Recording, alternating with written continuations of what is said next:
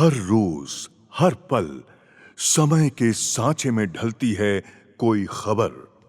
हर खबर आप तक पहुंचाएगा जन जागरूकता मीडिया, सरोकार अभिव्यक्ति की आजादी का पैरोकार, निर्भीकता और सच्चाई का। राज्यसभा में मंगलवार को संविधान पर चर्चा के दौरान गृह मंत्री अमित शाह की ओर से डॉक्टर BR अम्बेडकर पर दिए गए एक बयान के बाद छिड़ा सियासी संग्राम अभी तक जारी है। एक ओर कांग्रेस ने मांग की है कि गृह मंत्री अमित शाह अपने बयान पर माफी मांगे और इस्तीफा दे। वहीं अमित शाह ने जवाब में कहा है कि कांग्रेस पार्टी ने उनके बयान को तोड़ मरोड़ कर पेश किया। लोकसभा और राज्यसभा की कार्यवाही भी हंगामे के बाद स्थगित की गई, तो वहीं दिल्ली में कई जगहों पर विपक्षी दलों ने विरोध प्रदर्शन किए। दरअसल अमित शाह ने अपने भाषण के दौरान डॉक्टर BR अम्बेडकर की विरासत पर बोल रहे थे और उन्होंने कहा कि आजकल अम्बेडकर का नाम लेना एक फैशन बन गया है। शाह के भाषण के 12 सेकंड के अंश को लेकर संसद से सड़क और सोशल मीडिया तक सियासी संग्राम छिड़ गया है। मान्यवर, अभी एक फैशन होगा है आम्बेडकर आम्बेडकर आम्बेडकर आम्बेडकर आम्बेडकर आम्बेडकर।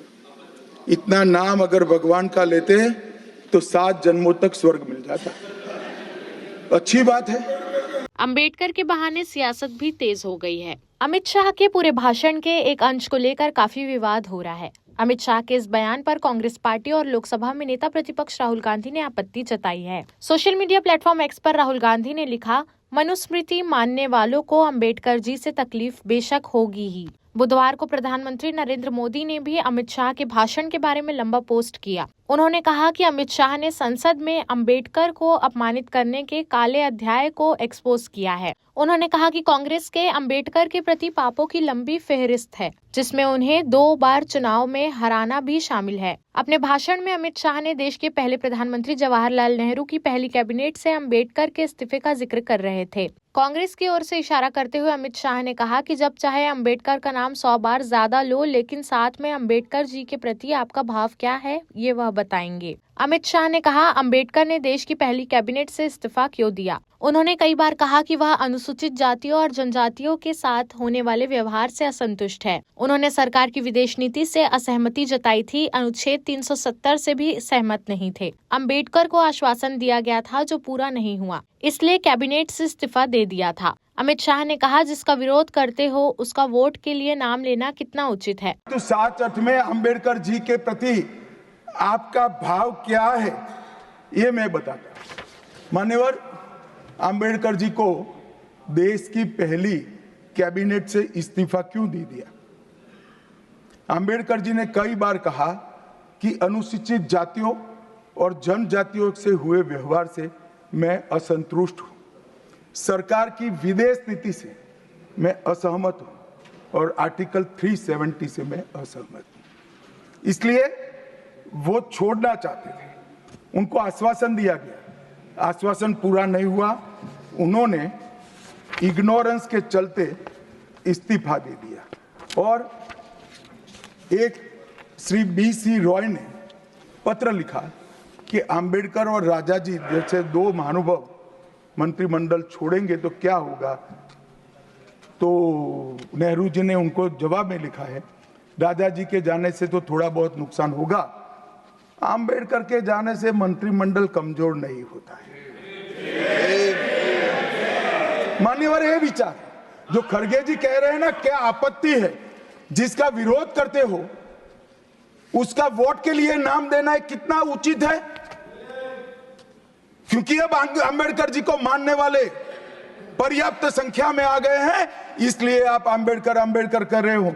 मान्यवर, मुंबई के मेयर ने एक पत्र लिखा था कि मऊ में अंबेडकर जी का स्मारक बनाना चाहिए। मऊ में जो अंबेडकर जी का जन्म स्थान था, सुझाव लिखा। उन्होंने कहा, आमतौर पर स्मारक निजी पहल से बनाने चाहिए। यदि सरकार किसी प्रकार की सहायता करती है तो वो उचित नहीं होगा। उनके कितने स्मारक बने साहब? कोई स्मारक अंबेडकर जी का नहीं बना, देश भर में नहीं बना। अंबेडकर जी के स्मारक कब बने? जब भारतीय जनता पार्टी सत्ता में आई तब। अमित शाह के भाषण के बाद कांग्रेस के नेताओं ने उन पर अंबेडकर के अपमान के आरोप लगाए। कांग्रेस पार्टी के अध्यक्ष मल्लिकार्जुन खड़गे ने एक्स पर किए एक पोस्ट के जरिए गृह मंत्री के बयान पर हमला बोला। खड़गे ने कहा कि गृह मंत्री अमित शाह ने जो आज भरे सदन में बाबा साहेब का अपमान किया है, उससे फिर एक बार सिद्ध हो गया है कि बीजेपी आरएसएस तिरंगे के खिलाफ थे। उनके पुरखों ने अशोक चक्र का विरोध किया। संघ परिवार के लोग पहले दिन से भारत के संविधान के बजाय मनुस्मृति को लागू करना चाहते थे। उन्होंने कहा कि अंबेडकर मनुस्मृति के खिलाफ थे, इसलिए उनके प्रति इतनी घृणा है। उन्होंने चेतावनी वाले अंदाज में कहा कि मोदी सरकार के मंत्रीगण ये कान खोलकर समझ ले कि मेरे जैसे करोड़ों लोगों के लिए बाबा साहेब डॉक्टर अंबेडकर जी भगवान से कम नहीं है। वे दलितों, आदिवासियों, पिछड़े वर्ग, अल्पसंख्यक और गरीबों के मसीहा हैं और हमेशा रहेंगे। बुधवार को विपक्षी सांसद संसद में अंबेडकर की तस्वीर लेकर पहुंचे थे। कांग्रेस ने मांग की थी कि गृह मंत्री अमित शाह अपने बयान पर माफी मांगे। गुरुवार को विपक्ष ने संसद के बाहर भी प्रदर्शन किया। इस दौरान इंडिया और एनडीए सांसदों के बीच धक्का मुक्की हुई, जिसमें 2 सांसद भी घायल हो गए। बुधवार को प्रदर्शन के बाद अब कांग्रेस ने इस मामले को लेकर गुरुवार को देश भर में विरोध प्रदर्शन की योजना बनाई है। इस प्रदर्शन के दौरान कांग्रेस कार्यकर्ताओं की ओर से केंद्रीय गृह मंत्री अमित शाह के इस्तीफे की मांग की जाएगी। इसके तहत सभी प्रदेश कमेटियों, राज्यों और जिला इकाइयों ने डिस्ट्रिक्ट ऑफिस के बाहर विरोध प्रदर्शन का फैसला किया है। देश भर में अमित शाह के अंबेडकर पर दिए बयान को लेकर प्रदर्शन चल रहा है। कांग्रेसी कार्यकर्ता अंबेडकर की तस्वीर और जय भीम के नारे लगा रहे हैं। कर्नाटक में विरोध जताने के लिए कांग्रेस विधायक विधानसभा में अंबेडकर की तस्वीरें लेकर पहुंचे। सीएम सिद्धारमैया ने अमित शाह को पत्र लिखा है। उन्होंने लिखा, संसद में दिए आपके बयान से हमें कोई आश्चर्य नहीं हुआ, क्योंकि हम पहले से ही आपकी पार्टी की मानसिकता जानते हैं। लेकिन अब पूरा देश देख चुका है कि भारतीय संविधान के निर्माता के प्रति आपका सम्मान कितना कम है। उसी संसद में खड़े होकर जो संविधान के तहत चलती है, उनकी स्मृति को आदत कहना आपके अहंकार को दर्शाता है। इस बेशर्मी के लिए बधाई। वहीं बिहार, राजस्थान में गृह मंत्री के पुतले जलाए गए। मध्य प्रदेश विधानसभा में कांग्रेस विधायकों ने हंगामा किया। पूरे प्रदेश में कांग्रेस और अलग अलग संगठन विरोध प्रदर्शन करते नजर आए। राजधानी भोपाल में कांग्रेस के पूर्व मंत्री व नेता और कार्यकर्ता मुंह पर काली पट्टी बांधकर अंबेडकर प्रतिमा के सामने प्रदर्शन किया। समाजवादी पार्टी के कार्यकर्ताओं ने सड़क पर प्रदर्शन किया। वहीं गया में राष्ट्रीय जनता दल के कार्यकर्ताओं ने केंद्र सरकार और भाजपा के खिलाफ जमकर प्रदर्शन किया। इस दौरान डॉक्टर अंबेडकर की प्रतिमा के सामने प्रधानमंत्री नरेंद्र मोदी और गृह मंत्री अमित शाह का पुतला फूंका गया। छत्तीसगढ़ में भी कांग्रेस ने मोर्चा खोल दिया है। बस्तर जिला कांग्रेस कमेटी शहर अध्यक्ष सुशील मौर्य के नेतृत्व में कांग्रेस पदाधिकारियों व कार्यकर्ताओं द्वारा राजीव भवन के समक्ष बाबा साहेब भीमराव अंबेडकर पर विवादित टिप्पणी के विरोध में देश के गृह मंत्री अमित शाह का पुतला दहन किया गया। वहीं दिल्ली में भी आम आदमी पार्टी ने बुधवार को बीजेपी मुख्यालय के बाहर प्रदर्शन किया। अरविंद केजरीवाल ने कहा कि अंबेडकर हमारे आदर्श हैं, उनका अपमान किया गया है। अंबेडकर हमारे लिए भगवान से कम नहीं है। बीजेपी और मोदी सरकार को दलित विरोधी कटघरे में खड़े करने ही नहीं, बल्कि चंद्रबाबू नायडू और नीतीश कुमार जैसे सहयोगी नेताओं के जरिए भी विपक्ष सियासी चक्रव्यूह रचने में जुट गया है। अमित शाह ने इससे आगे भी बातें अपनी रखी, लेकिन सिर्फ इतने ही अंश को लेकर कांग्रेस ने मोर्चा खोल रखा है। तो आम आदमी पार्टी के संयोजक अरविंद केजरीवाल ने चंद्रबाबू नायडू और नीतीश कुमार को पत्र लिखा है। केजरीवाल ने लिखा, गृह मंत्री का बयान न केवल अपमानजनक है, बल्कि भाजपा की बाबा साहेब और हमारे संविधान के प्रति सोच को उजागर करता है। देश भर में करोड़ों लोगों की भावनाएं आहत हुई हैं। ये बयान देने के बाद अमित शाह जी ने माफी मांगने की बजाय अपने बयान को उचित ठहराया। अरविंद केजरीवाल ने लिखा, मैं आपको यह पत्र एक अत्यंत महत्वपूर्ण विषय पर लिख रहा हूँ, जो न केवल हमारे संविधान बल्कि बाबा साहेब अम्बेडकर की प्रतिष्ठा से भी जुड़ा है। हाल ही में संसद में देश के गृह मंत्री अमित शाह जी द्वारा बाबा साहेब के नाम पर की गई टिप्पणी न पूरे देश को स्तब्ध कर दिया है, बल्कि उनका यह कहना कि अंबेडकर अंबेडकर बोलना आजकल फैशन बन गया है, न केवल अपमानजनक है, बल्कि बीजेपी की बाबा साहेब और संविधान के प्रति सोच को उजागर करता है। उन्होंने लिखा कि प्रधानमंत्री नरेंद्र मोदी ने सार्वजनिक रूप से अमित शाह के बयान का समर्थन किया, इस पर जले पर नमक छिड़कने का काम किया। लोगों को लगने लगा है कि बाबा साहेब को चाहने वाले अब बीजेपी का समर्थन नहीं कर सकते। बाबा साहेब सिर्फ एक नेता नहीं, बल्कि हमारे देश की आत्मा है। वहीं अमित शाह की इस टिप्पणी को लेकर शिवसेना यूबीटी के प्रमुख ठाकरे भी आक्रामक रुख अख्तियार कर रखा है। इस संबंध में उन्होंने बुधवार को प्रेस कॉन्फ्रेंस करके कहा कि संसद में जिस तरह से अमित शाह ने अंबेडकर को लेकर बयान दिया है, उसे किसी भी रूप में स्वीकार नहीं किया जा सकता है।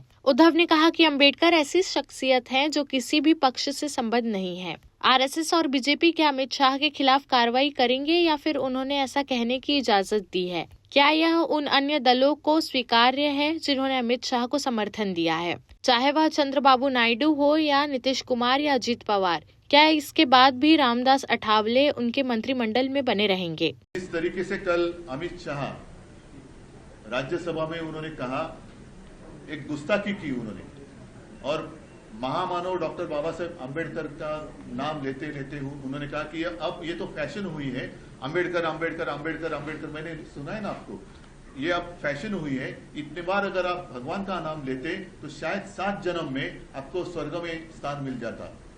आप होते कौन हो? अम्बेडकर जी ने जो एक व्यक्ति ऐसी है, किसी पक्ष की सीमा उनको लागू नहीं होती। हर एक के दिल में महामानव डॉक्टर बाबा साहेब अम्बेडकर जी के लिए एक स्थान है, और जिन्होंने संविधान हमें दिया, उनका अपमान जिस तरीके से भाजपा कर रही है वो हमें तो मंजूर नहीं है।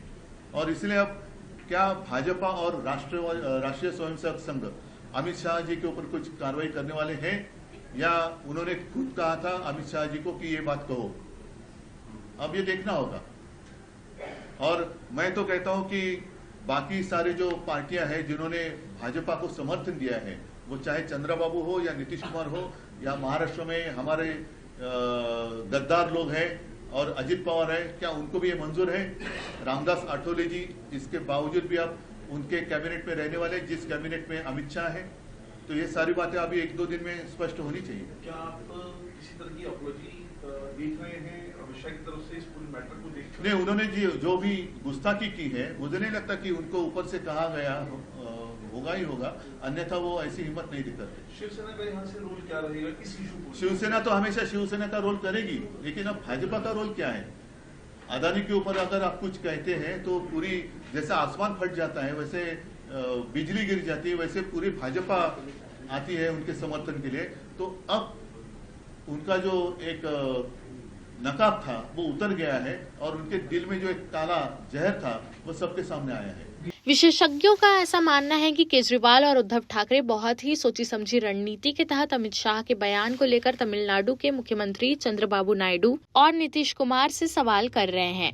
नायडू और नीतीश पर भले ही निगाहें हों, लेकिन उनका निशाना मोदी सरकार पर है। केजरीवाल और उद्धव जानते हैं कि अंबेडकर के अपमान के बहाने नीतीश नायडू पर अगर प्रेशर पॉलिटिक्स स्थापित करने में कामयाब हो जाते हैं तो मोदी सरकार के खिलाफ सियासी चक्रव्यूह रचने की रणनीति भी कामयाब हो जाएगी। दरअसल केंद्र की मौजूदा सरकार 2014 और 2019 की तरह सिर्फ बीजेपी सांसद के दम पर नहीं चल रही है। बीजेपी को 2024 के लोकसभा चुनाव में 240 सीटें मिली थी, जो बहुमत के आंकड़े से कम है। चंद्रबाबू नायडू की टीडीपी और नीतीश कुमार की जेडीयू के समर्थन से 2024 में बीजेपी सरकार बन सकी है। टीडीपी के 17 और जेडीयू के 12 लोकसभा सांसद है। ऐसे में अगर यह दोनों ही दलों के सियासी स्टैंड बदलते हैं तो फिर मोदी सरकार डगमगा जाएगी। इसी के चलते केजरीवाल और उद्धव ठाकरे दोनों ही अमित शाह के बयान को लेकर नीतीश और नायडू से सवाल खड़े कर रहे हैं। बिहार और आंध्र प्रदेश दोनों ही राज्यों में दलित वोटर अच्छी खासी संख्या में है। बिहार में करीब 18% के करीब दलित समाज है, जबकि आंध्र प्रदेश में दलितों की आबादी 17% है।